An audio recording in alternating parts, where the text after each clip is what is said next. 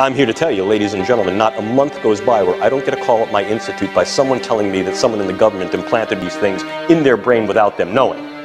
I'm not kidding. Now you may say, this doesn't concern me, or my children, or my community, but this is less and less true. Know the outcome and you'll see the journey. A new world order. This whole conspiracy to enslave humanity is a psychological game. You're not going to sell a tyranny by telling people it's a tyranny. The outcome is that they want to connect the human brain to artificial intelligence. So artificial intelligence becomes human consciousness.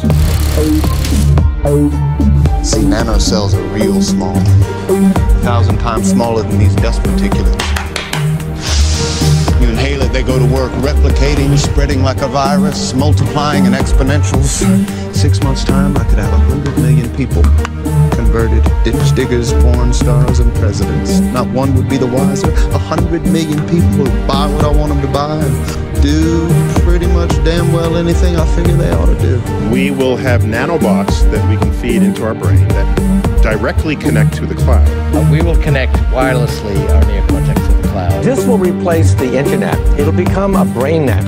And the whole agenda is for humanity to have technology put inside the body, inside the brain.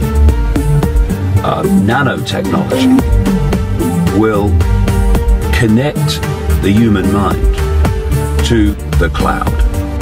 In a way, the future shapes the now. Think of a world where all things are connected, a world with artificial intelligence everywhere.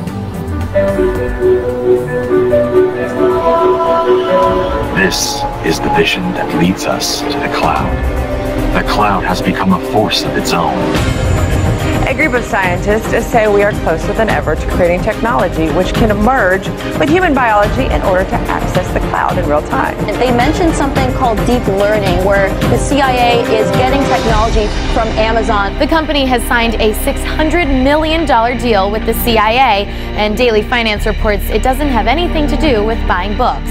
Amazon will help the agency build a private cloud infrastructure to keep up with emerging technologies. This deal would be a game changer for both the CIA and Amazon. Bloomberg reports the pairing would innovate new uses for cloud technology. This level of technology could include brain-to-brain interfaces, brain-to-computer interfaces, and specifically brain-to-cloud interfaces. Technology linking the brain to the cloud could drastically alter the state of communications between humans and machines. The senior author of the study noted that once inside the brain, the devices would then wirelessly transmit encoded information to and from a cloud-based supercomputer network for real-time brain state monitoring and data extraction. Essentially, the CIA is attempting to use artificial intelligence, AI, and that's where all the focus, by the way, of these tech companies is right now, is into artificial intelligence to really control the population. And I know it sounds so Orwellian, it sounds science fiction even to say these things, and yet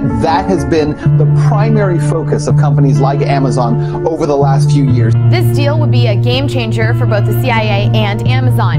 Bloomberg reports the pairing would innovate new uses for cloud technology. It refers to using the cloud computing technology in a company's own data center, because you know Amazon is better known for these public clouds where the hardware is shared with other users. The CIA has refused to comment on the deal, saying it doesn't publicly disclose details on its contracts. Amazon wouldn't talk either, and CNET's Charles Cooper says neither party probably ever will. Given how Amazon usually considers everything, including the state of the current weather in Seattle, as something of a state secret, odds are we'll never hear much more. I became a security specialist for SIS, specializing in executive protection, also risk and threat assessment to our clients.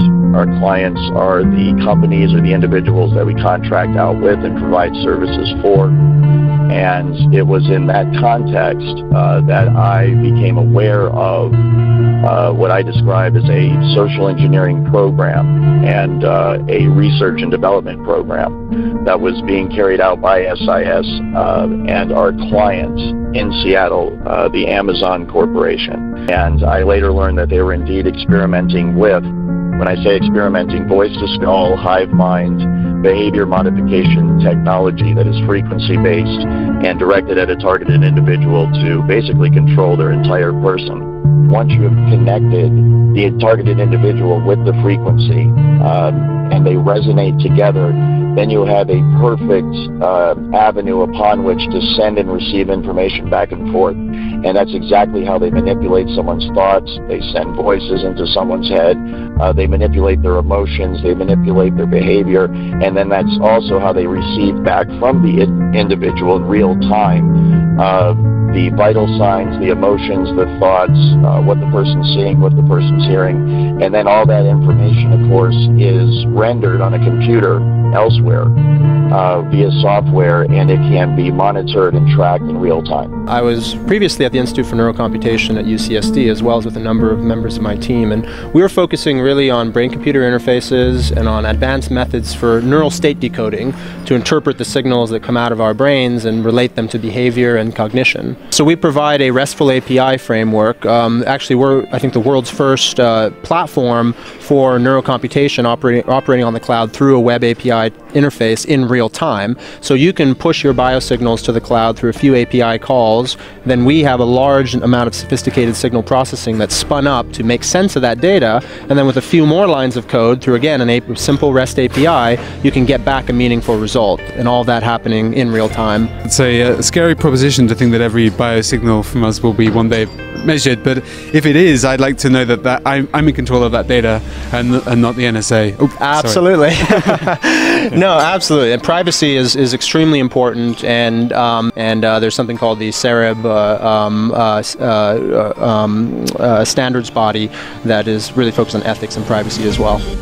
So everything that's done by this program is meant to have a psychological effect, and the psychological effect is meant to complement the effect that the technology is having on the individual, so that they are brought to a place in their life where they're isolated, they're broke, they're unemployed, they have no family, they have no friends, and nobody in the general public can track or trace anything that's being done to them because the technology is remote and it's wireless, and there's usually no physical signs left on the individual that anything's being done to them.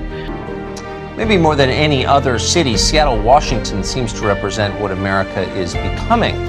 Amazon, Microsoft, Starbucks are all based in the city or its suburbs. Jeff Bezos, the richest man in the world, lives there. But along with unfathomable wealth, there is also desperate poverty and widespread degradation. Seattle's homeless population is surging. The city is suffocating under garbage produced by hundreds of homeless camps. The local news broadcast recently grabbed national headlines by warning that Seattle is dying. The city becomes unlivable for regular families. Do you think drugs are one of the primary drivers of homelessness? I think mental health is the foundation of a lot of addiction and other things. Homelessness is complicated. Drugs aren't the only cause. Take a look at this picture of people living in broken down RVs. In the background, the world headquarters of Starbucks. Like most of the West Coast, Seattle's economic boom has not been distributed evenly. Not close. When wages at the low end of the economic spectrum fail to keep up with the rising cost of living, you wind up with a place where people living in their cars are flanked by billionaires like Jeff Bezos and Bill Gates. So what causes homelessness? Everything that's done by this program is meant to have a psychological effect, and the psychological effect is meant to complement the effect that the technology is having on the individual, so that they are brought to a place in their life where they're isolated, they're broke, they're unemployed, they have no family, they have no friends, and nobody in the general public can track or trace anything that's being done to them because the technology is remote and it's wireless, and there's usually no physical signs left on the individual that anything's being done to them. This visualization shows brain activity patterns that play out as a person listens to a story. So on the right here is sort of a karaoke view of a story that people are listening to. He made holes with the dibber and set the bulbs inside, and he was careful when he patted down the dirt so they wouldn't turn. Colors show parts of the brain that are active at each point in the story.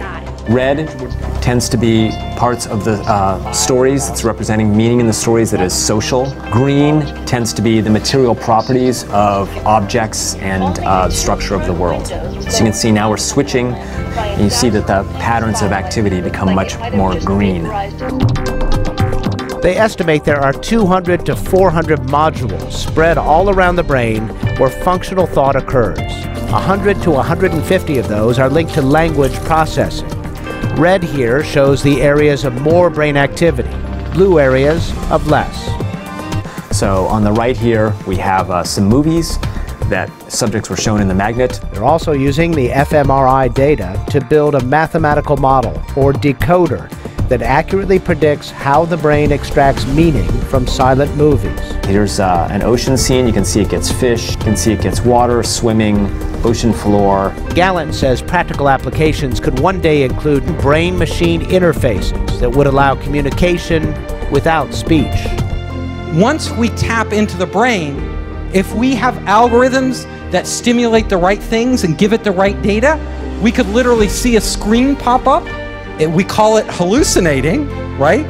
But these would be controlled hallucinations run by algorithms that would give us everything AR would without any glasses.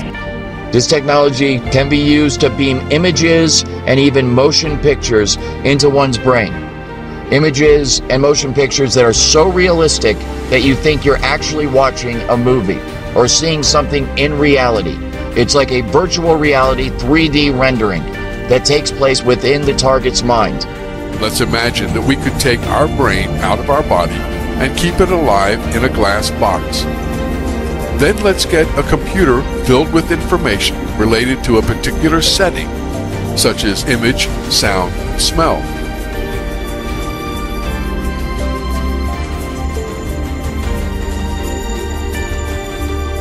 We'll connect this computer to the brain with electrodes and send the pre-recorded data to the brain. As our brain receives these signals, it will see and live the setting that the computer is transmitting.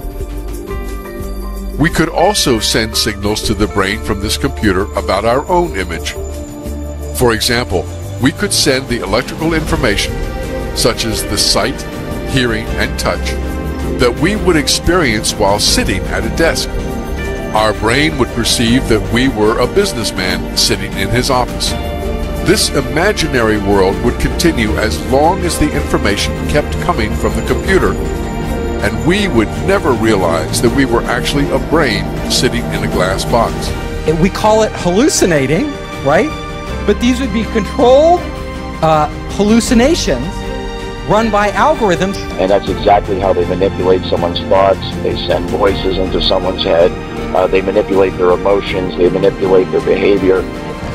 Biological knowledge multiplied by computing power, multiplied by data, equals the ability to hack humans. And the AI revolution or crisis is not just AI, it's also biology, it's biotech. The BRAIN Initiative is a $6 billion fund to find new ways to map the activity of an entire brain. Leading neuroscientist Professor Raphael Just was at the front of the queue for funding.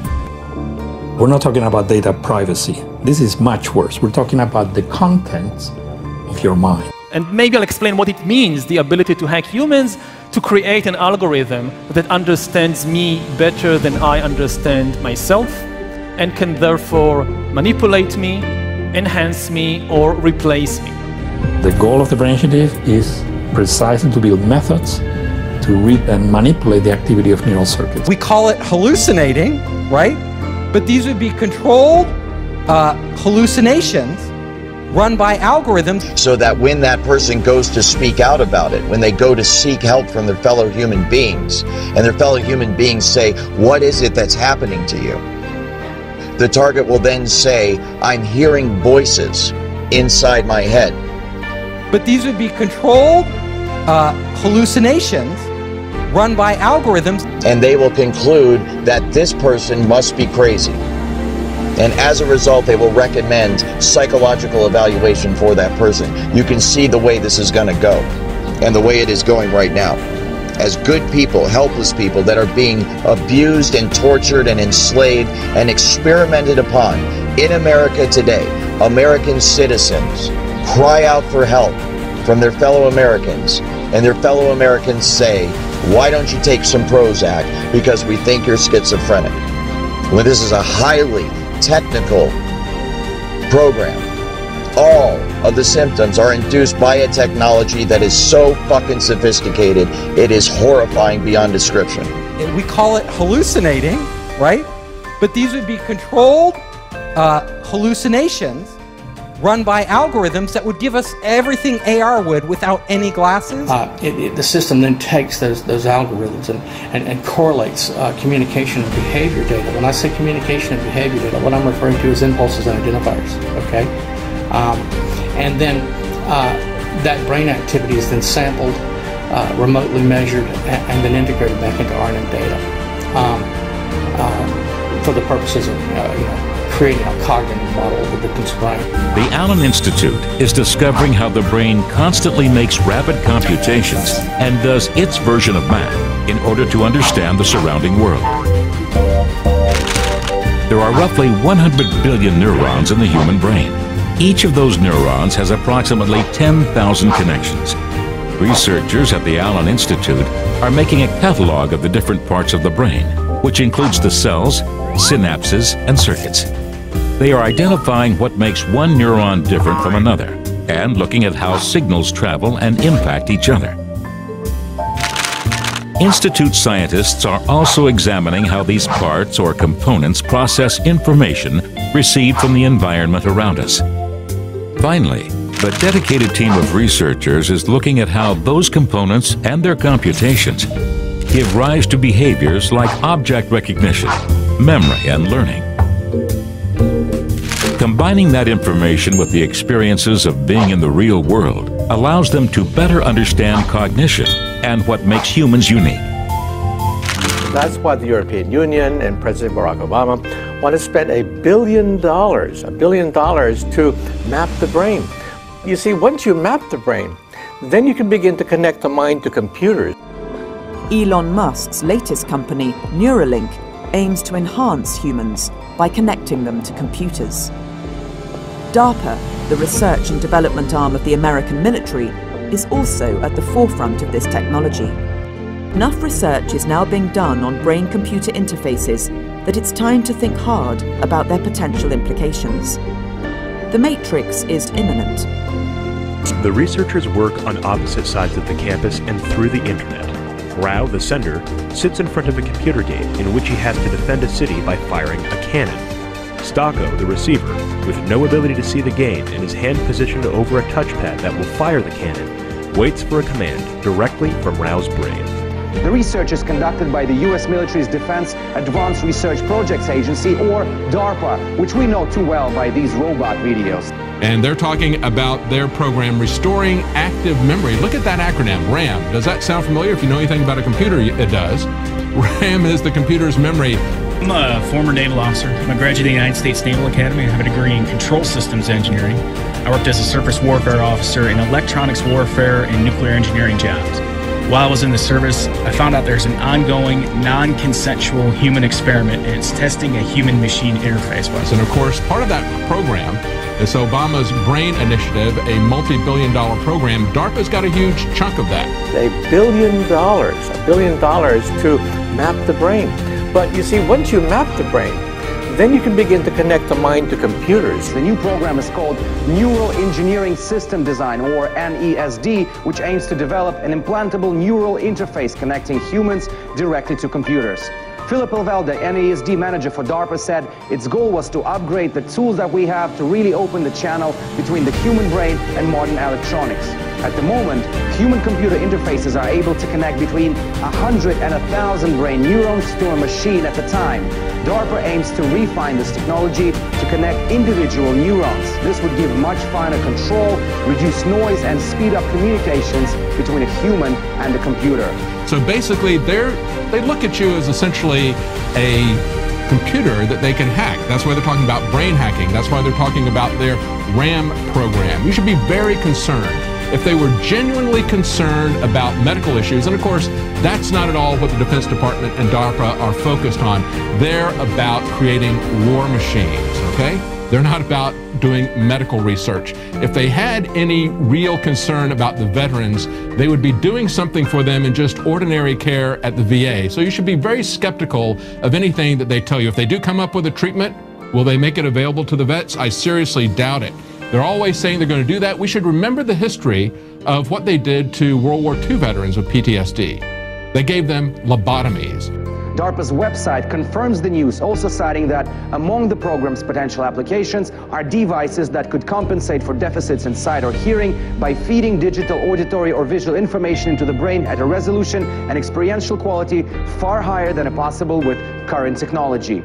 Considering that DARPA's research has an end goal of military application, it's not hard to imagine where that could be used. And of course, they're being joined by Lawrence Livermore National Labs. They have, get this, high-fidelity neural recordings. They're trying to do everything they can to map and to record your memory. It's not enough for them to record all of our metadata, not enough for them to record all of our phone conversations. As the former head of the NSA said, he said they want total population control.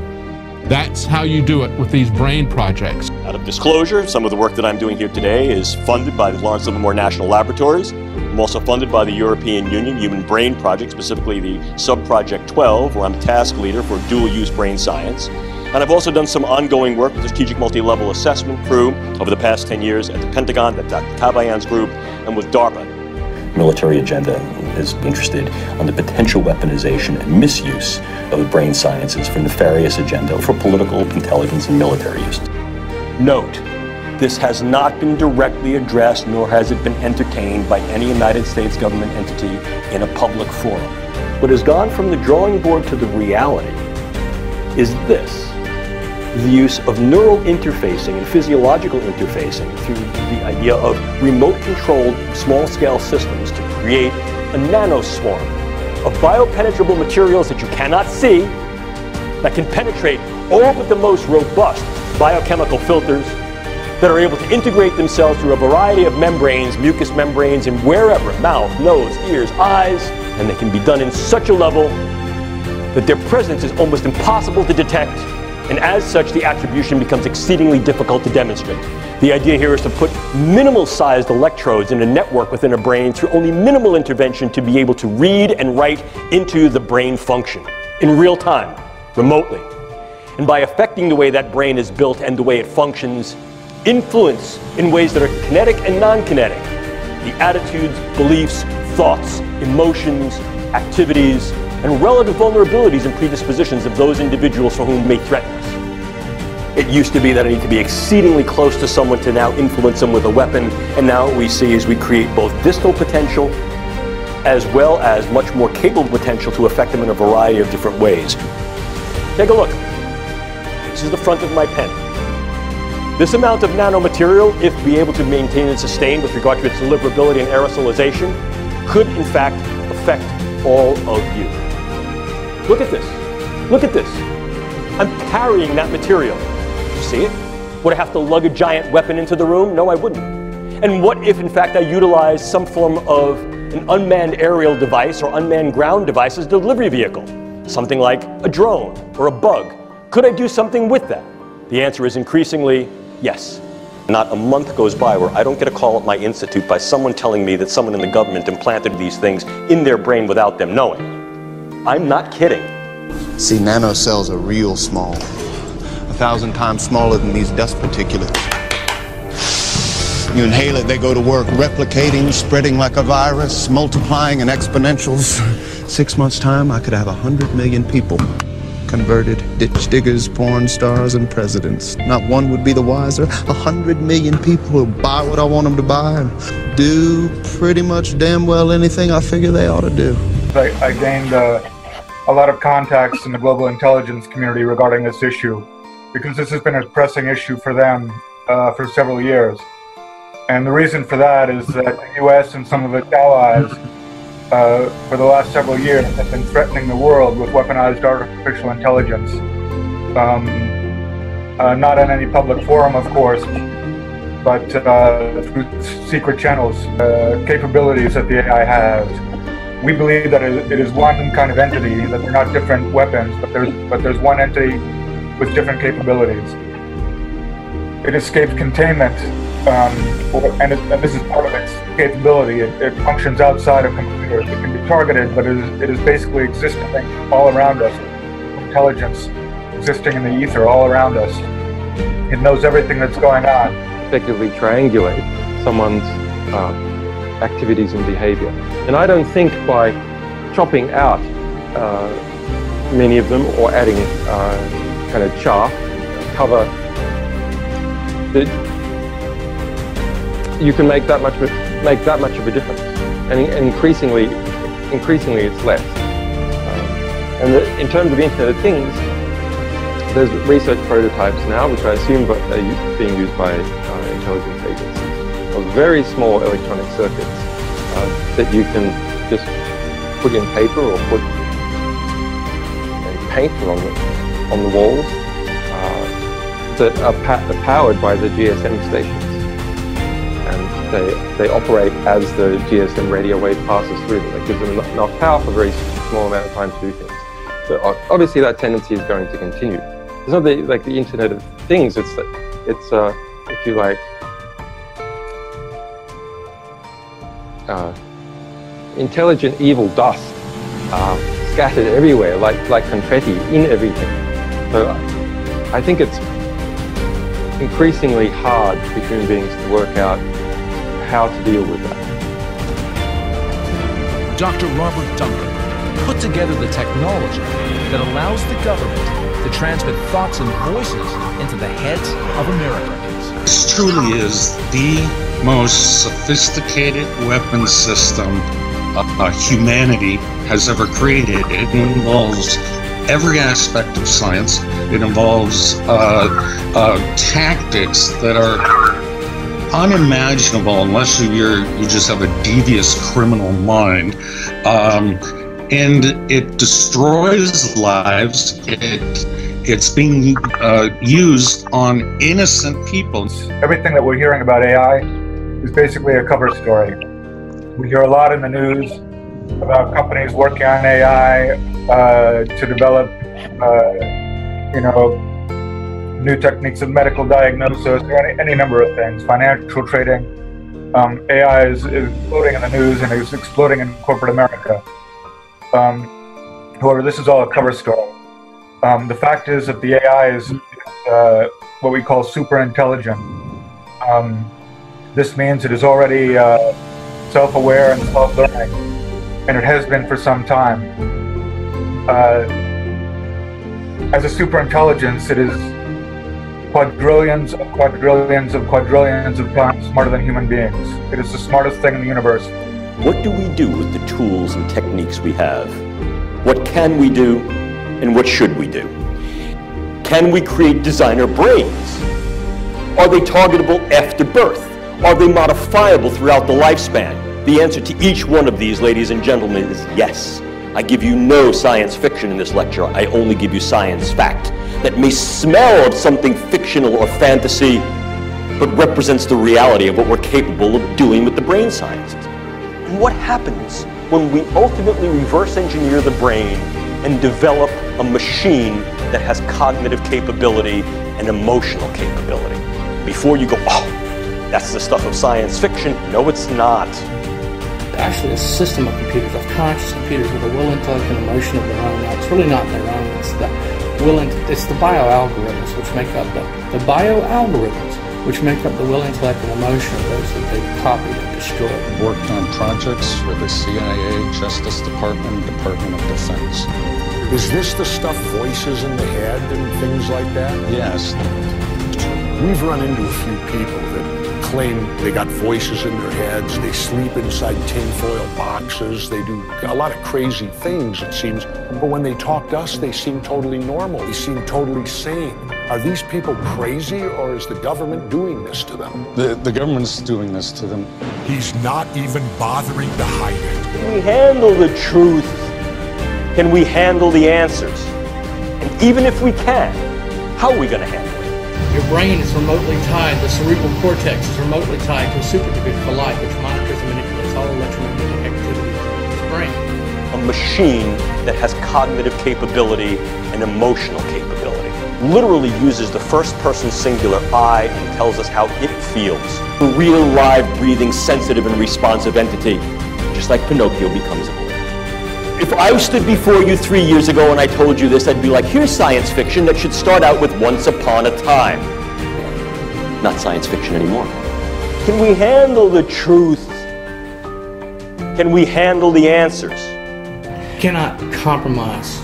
You cannot negotiate. You cannot surrender to a computer. It will continue to do what it is programmed to do. Linking brains to machines and creating machine brains. Is that something we can handle? Mind transfer, mind copying, whole brain emulation, etc. for the purposes of training, research, and development. Stuff of science fiction? Nope. It's called the information injection feedback loop. It's bidirectional, so they can upload, download at the speed of light. The system can, the supercomputer can. This information injection feedback loop, this neural link between the victim's brain and the supercomputer. Linking brains to the internet and data clouds that make an unlimited amount of information available to us all the time. When our brains are connected to the internet, I could literally go into your head and see through your eyes. This technology could tap into the optical nerve of the target and the auditory system of the target, so that those monitoring the target can see what the target is seeing and hear what the target is hearing. I could literally go into your head and see through your eyes, and literally live through what he sees. Basically, they turn the brain of the victim into their very own visual, verbal, and auditive communication system. It takes time. It didn't happen overnight. Yes, we can absolutely yoke brains to machines to create these interfaces. There's a brand new DARPA project that starts this month. NESD, Neural Engineering Systems Designs. The colloquial name for that is the cortical modem. Implants in the brain that allow real-time input and output from the brain remotely. And then that's also how they receive back from the individual in real time the vital signs, the emotions, the thoughts, what the person's seeing, what the person's hearing. And then all that information, of course, is rendered on a computer elsewhere via software, and it can be monitored and tracked in real time. Perhaps no other area of the brain sciences has been so contemporarily provocative. The ability to peer into the living brain in real time, not just to assess its structure, but to assess its function, using ever-increasing techniques that are sophisticated to engage the granularity of the fineness of what's happening at a variety of levels, from the gross to the very local. To see what brain areas are differentially active under different conditions of thought, emotion, behavior. To then trace what brain areas are intercommunicative as we engage various things, and to use this in a way that's not only descriptive, but to increasingly use this in a way that is predictive. To be able to recreate images that an individual has seen, feelings that an individual has felt, sounds, music that an individual has heard, simply from interpreting the pattern and registry of a brain scan. In a very real sense, what we're doing is we're taking images, levels of density of light, computational inference of each little box that's being scanned in the brain, and we're doing exactly as you're doing right here. Look at the word. Look at this word. You see a little circle, and a little circle with a line, a straight line, and a little loop. And in your head, what you're saying is C-A-N, can. That means something to you. So what you're doing is you're scanning the lines, you're scanning the image, and you're reading the word. You're inferring meaning what that word is. So, are we in fact scanning the brain and reading the mind? Literally, yes we are.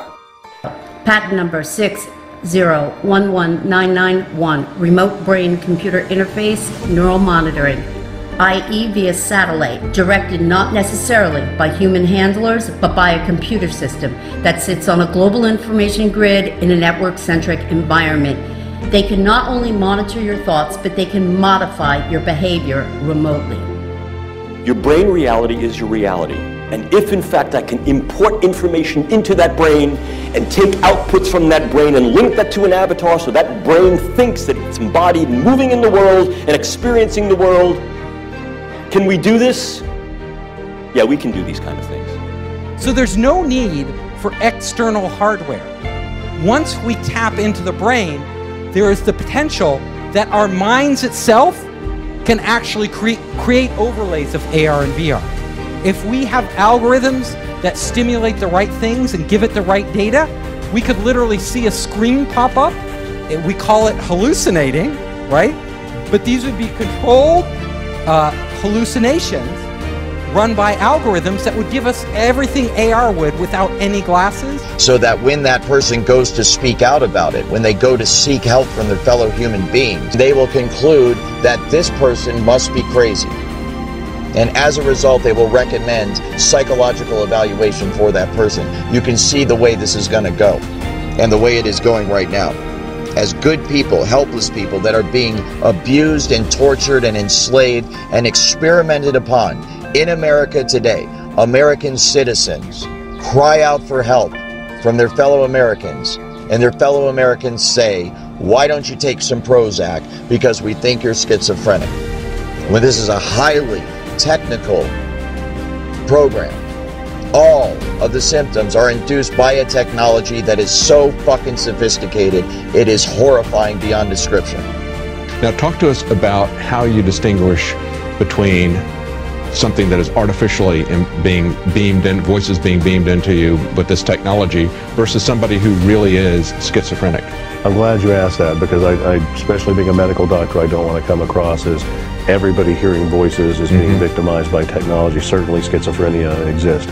For one, schizophrenia is not quite as common, I think, as the press has led people to believe. It's still, severe schizophrenia is still a relatively rare disorder.